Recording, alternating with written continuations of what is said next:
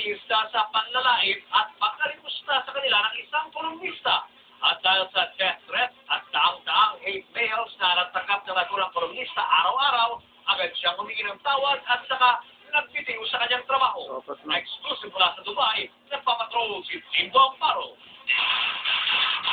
Ito ang kontrobersyal na kolum ni Malu Fernandez sa People Asia Magazine. Ikwinento ng kolumnista ang aniyay masama niyang karanasan sa piling ng mga OFW na nakasakay niya sa eroplano na magbakasyon siya sa Greece.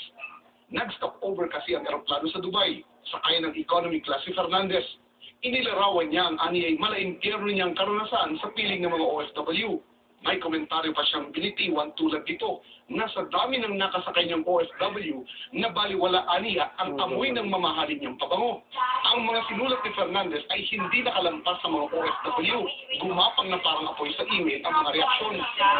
Sa website na ito, halos 1,000 na ang nagpahayag ng damdamin. Halos 100 araw-araw ang napapadagdag.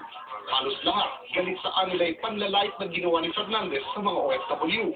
As a journalist, I believe she should have done first her assignment because not all OFWs are stinky linky and are uneducated the way she described them to be in her article.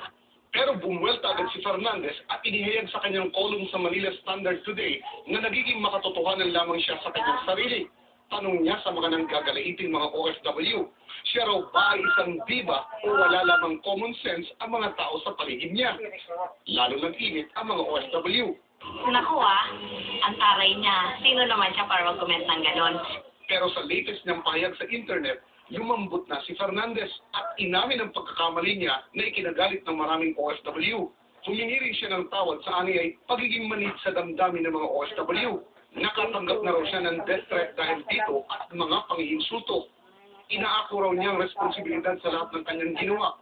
At para matapos ng lahat, nagbitiw na siya sa Manila Standard at People Asia Magazine. Pero sa kabila nito, dumarami pa rin ang reaksyon sa email at marami pa rin grupo ang naghahanda ng formal na petisyon laban sa kanya. Tindong Paro, ABS-CBN Middle East News Bureau, Dubai.